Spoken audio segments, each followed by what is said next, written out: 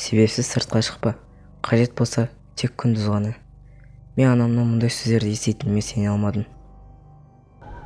Біздің бізбен осындай жағдай болуы мүмкін дегенге сенбедім.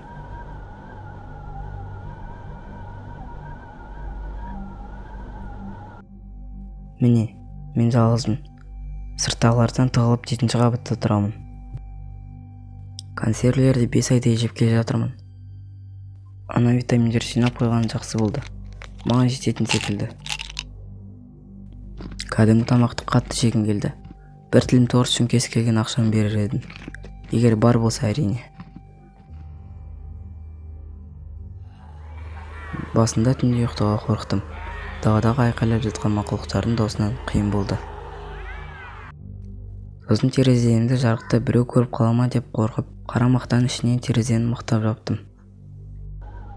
Мен қыста қалай өмір сүреді деп сұрайтын шығарсыздар. Кішкентай темір пеш. Әкем оны дәл осы жерде қорған және құбырды терезеге жалғаған. Отын мен көмір саты клеткасында. Кейде көрші пәтерлерге кіріп ағаш орындықтарды сындыратынмын.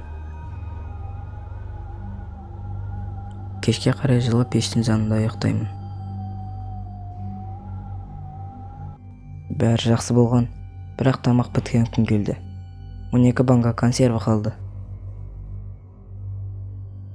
Дүкеннің қоймасына барым керек еді. Әкем оларды жақын маңдағы супермаркеттен әкелген. Мен сыртты қарап көрдім. Аста ешкім болмады. Мен қыс бойы ешкімді көрмедім. Олар жоғалып кеткендей.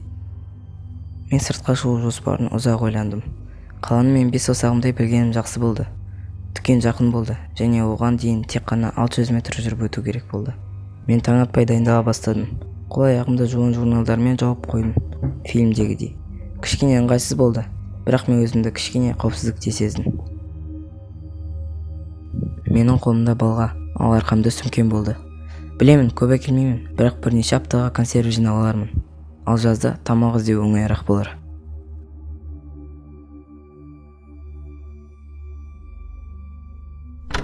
Мен пәтердің есігін аштым.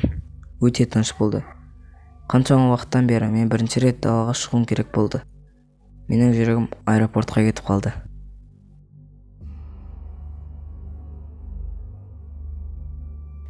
Көптен бері тоқ болмаған соң, әкем подъездік есікке үлкен күршек қойған. Себебі есік жабылмаған. Мен есікті ашып итеруге тырыстым, бірақ оның сыртында бірдеңе ұстаған секілді. Мен есікті аяқпен тептім және бар күшіммен итердім. Бұл өлік болды.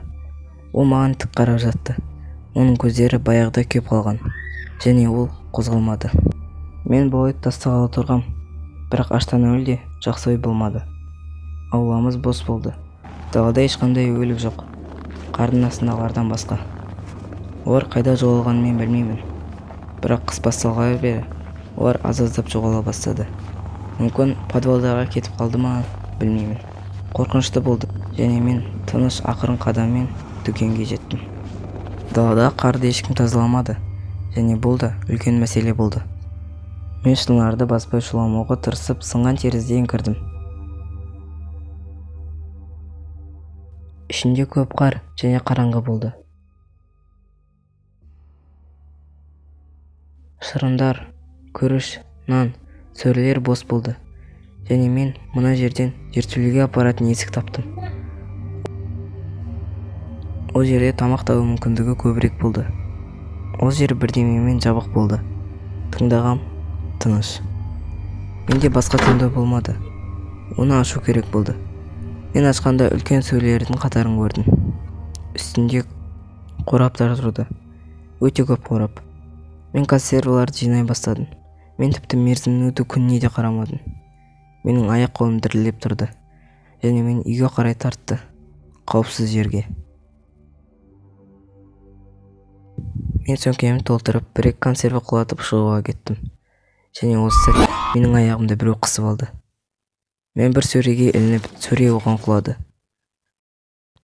Оның миы жан-жаққа шашылып кетті. Міне сол үшін екен ғой осы жерде оқ болғаны. Ол жерде өліктердің бірі болған. Мен сөмкемді алып үйге қарай жүгірдім. Менің есігім алдында біреу тұрды. Мен жарық жаққан соң оның кім екенін көрдім. Бұл менің әкем болды.